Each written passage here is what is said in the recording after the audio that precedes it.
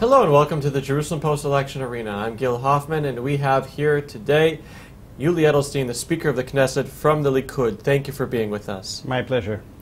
Yuli, I want to take you back to 9 months ago. 9 months ago, Prime Minister Benjamin Netanyahu begged and pleaded with you to run for President of Israel. And apparently, he knew what he was talking about, because last night it was reported that Rivlin has already decided that if this race ends up being as close as it's looking right now, he's going to demand a national unity government which would end the career of Netanyahu, if not immediately, then in only 2 years. Do you regret not accepting Netanyahu's pleading to be the president of Israel? The short answer is no. I think that the position of the Speaker of the Knesset is one of the most exciting positions one can get, and I was not even considering to switch it for the presidency after only about, a year on the job. Now, as far as the issue of the national unity government is concerned, I know and respect our President Rivlin, and with all the due respect, I still think that the decision is with the voters. If Likud will be big enough and strong enough to create what they call a national coalition, then this will be the first choice. Definitely, if the situation would be that either new elections or going together, I guess we'll get in the polls, what is it, your guess, 90% of the Israeli citizens that would say we don't want new elections, we want a unity government. But having said all that, the decision will be taken by the voters on March 17. What do you think about the behavior of Rivlin in trying to force a unity government on the two sides? It's a very natural behavior for any president. The president symbolized the unity. I think that if we go back to the archives, we'll find many statements of that kind by most of the Israeli presidents. But once again, when there is a clear-cut victory on one of their sides, no one is talking about national unity government. These remarks were the exact result, or the immediate result, of this draw that we see in most of the polls. And we still have 1 week with the voters to decide whether they want people with basically opposite views. By the way, I do believe, especially the young generation in the Labour Party, when they say what they think about security and economy and social issues, and I basically disagree with everything they are saying. So I can respect them as members of Knesset that are very active and they have their own views. I have difficulty seeing how the two parties that are so different in their basic views, Likud and Labour, operate together, not just survive and stick to their chairs, but rather do things for the country. Well, I mean, you presided over a Knesset where the right and the left attacked each other a lot. If they were forced to form a government together, Netanyahu and Herzog, how long would it last? Well, I can't predict. Once again, if it's about doing things, I'm not sure that it will be the most effective government we've seen in this country. By the way, the history of the unity government shows that there were some that were pretty successful in doing things, and there were some that were a total failure. Stagnation, I guess, would be the best definition for their period of ruling. So I can't tell you how long it will last, but this time, by the way, I do have to say that we could continue as a government. I mean, if the only goal of Netanyahu, and he's sometimes accused of that by some of your colleagues, is to survive on the Balfour Street in the Prime Minister's residence, he didn't have a problem. He could survive for another half year, another year. But in terms of doing things, in terms of really running the country and promoting certain issues, we were at a dead end. I'm very much afraid that the national unity government will bring us to the dead end very quickly. Now, let's talk about running the country. So yesterday, when Netanyahu needed to send someone to deal with the Palestinian issue, he sent you. We've seen how there have been many politicians declare themselves candidates for finance minister, for defense minister. There's not been a single candidate who declared himself the candidate for foreign minister. By sending you yesterday, Netanyahu seemed to indicate maybe you are his candidate for foreign minister. After being Knesset speaker, someone with the perfect English that you have, and it was someone who's so worldly, are you a natural candidate for foreign minister? I'm a natural candidate to support Netanyahu and help Likud to win the elections.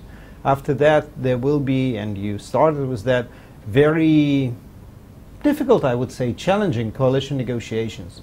When we finish the two things, the victory, as I hope, in the elections and forming a new coalition, then we will start, and I'm not even saying we weren't, then we will start arguing about our own positions, our own jobs.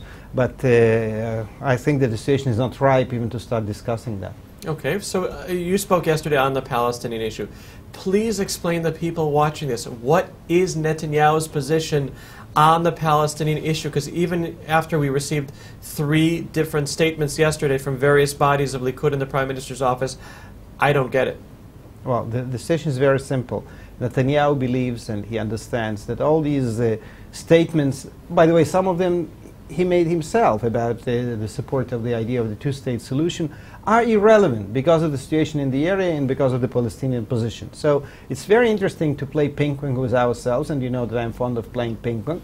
But when we're talking about serious issues, the only serious position could be, A, we are going to manage the conflict the way that there will be as little terror attacks as possible, as little conflicts as possible, as little international pressure as possible. And as far as I'm concerned, I think that it's high time that we start really promoting real cooperation in our area. Not immediately now when with this Pavlovian reaction when I see a colleague of mine from one of the neighboring countries, we immediately have to decide where the constant borders would be, the permanent borders would be, or what we do about Jerusalem and the holy sites.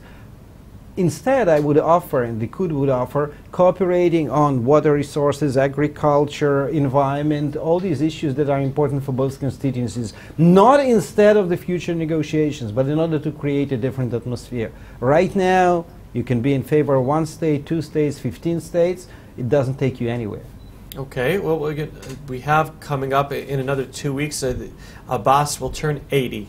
He's not going to be around forever.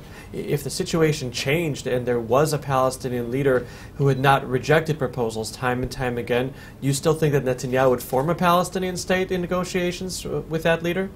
I first of all think that, I'll say something that I just hope that none of the Likud headquarters would be watching me saying that, because that would be, I guess, my last interview before the elections. But even if Zahava Galon becomes prime minister, and I know her, she's a Zionist, she wants only good things for our country, she wouldn't sign a permanent agreement with the Palestinians. Because right now, whoever is their leader, he or she won't be able, in their case, you don't have to say he or she, he won't be able to sell any agreement with Israel with any little, 1 centimeter concessions to his own constituency, to the Palestinians. Right now, it's about having it all. The 67 borders, all of Jerusalem, all the, whatever they say, 4 million, 5 million, 6 million of so-called Palestinian refugees going back into the state of Israel. There will be no compromise. So that's why I'm saying that it's not just the Israeli position. The Israeli position is important in order not to cause more damage by saying I'm prepared to give this and I'm prepared to give that.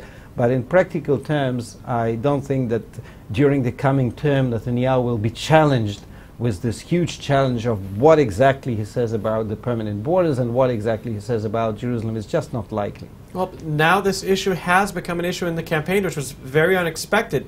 Is this what will finally wake up the Israeli right? You had thousands of leftists in the street in Tel Aviv last Saturday night. There's a demonstration being planned of the right, but we've seen the right rather quiet. Has the wake-up call finally come? Well, first of all, I don't think I would surprise you if I would say that the event Saturday night of the left was a failure. I mean, objectively speaking, I myself organized demonstrations of 50,000 and 60,000 people on the same square. So if it says in the papers there were 35,000, I guess 20,000 were there, which is not a bad number, but definitely not what they were expecting. But in terms of the right-wing or the national camp rally there, I don't think that we as Likud leadership are involved in it in any way. We don't have to pretend or to stay away from it the way the left wing did, because of the private money involved and because all these funny organizations, funny inverted commas, all the time claim that they don't have any connections to the parties, they just want Netanyahu out of the office. We don't have to play that game. We really don't have any illegal money supporting us, but at the same time I don't think it would be proper as a response to that left-wing rally to get Netanyahu and I don't know, Bennett or Eli Yishai or whoever personally involved in organizing this rally. If there will be popular support, people will go out into the streets. I'm not sure the parties should organize it. Okay, a lot of our people watching this are Reform and conservative Jews around the world, and they're very concerned that in the next government the ultra-Orthodox will be there no matter what. How much of what has been done to limit their power, to require the ultra-Orthodox to serve in the army, and things that affect the Reform and conservatives that has been done over the previous government in terms of funding Reform and conservative rabbis, the area near the Western Wall for non-Orthodox prayer, how much of that is going to be repealed over the next few years, with the ultra-Orthodox being presumably part of the coalition? Yeah, I beg to disagree with your basic assumption. I think that, as we all witnessed during the past term, when the ultra-Orthodox, for that matter, are in the opposition, you can't really move things. You know, all this big fuss about the legislation, drafting them all into the army. Well, we both experienced traffic jams on our way here. None of the traffic jams was because of thousands of ultra-Orthodox guys running to local military office in order to report to IDF. You know, I think that there is no practical change and probably even damage in terms of the numbers of those who get recruited to IDF from the ultra-Orthodox community. So the time to deal with all these issues is when they're in the coalition. They're difficult clients. I negotiated with the ultra-Orthodox community about many issues concerning new immigrants in this country. I can tell you, after that, you sweat like after a good hour in a fitness center. But this is the only way to really change things. Just attacking or just legislating doesn't lead you anywhere. As far as Reform and conservative Jews around the world are concerned, I would always suggest to check the record. When Netanyahu was prime minister, whether your obedience service was in a ministerial position or the position of the Speaker of the Knesset, and even some other terrible inverted commas guys like Bennett, for example, who is leading the National Religious Party. He was a minister of, among other things, diaspora affairs in the last 2 years. I don't think there was any damage done to the Reform and conservative community. I would even say the other way around, that they were very well received in the Knesset, in the government, and even there were attempts to solve certain issues. So I would sincerely suggest not to start partisan politics about these issues. I could only regret that some of the local leadership went into politics. I think it's their personal decision, it's their perfect right, but it doesn't mean that the movements should follow and start playing partisan politics in Israel. So the last question is really about electoral reform. I was at Netanyahu's opening event of the campaign where he said with great fanfare, this will be the issue that the Likud will run on, electoral reform to ensure that the next government will last for 4 years. Since that night, I haven't heard anyone in the Likud speak about it at all. Is that still what the Likud intends to do if it forms the next government? And what needs to be done in order to bring about real stability so we won't have elections in another 2 years? Well, the answer to this question is in the second part of your question, actually, because I think that the last thing we need is another electoral reform like that of direct elections of the Prime Minister that would exist for a number of years and then would be cancelled because it turned out to be a total failure. I would strongly suggest that after we form the coalition, we have some kind of interministerial committee or coalition committee, and probably in bringing, surprise, surprise, some members of the opposition parties into these discussions, in order to start thinking how we, on one hand, stabilize the Israeli political system. On the other hand, we still have a voice for everyone in the Knesset, because Knesset is still the only institution in Israel where every small minority is represented in this or that form. They all have a voice. For me, it's no less important than the stability of the government. And if we manage to find some ways to start reforms that will probably make the governments last longer and make them more stable without hurting the total representation we have in the Knesset, then I would strongly suggest that we go for it. But all these hysterical, moves because we see that the system is not exactly working perfectly, we'll have to change this and we'll have to change that, and then the results, as I've said, will be not lasting and definitely will be not positive. Thank you very much, Yuli Edelstein, for being with us, and thank you for being here on our election arena throughout this campaign.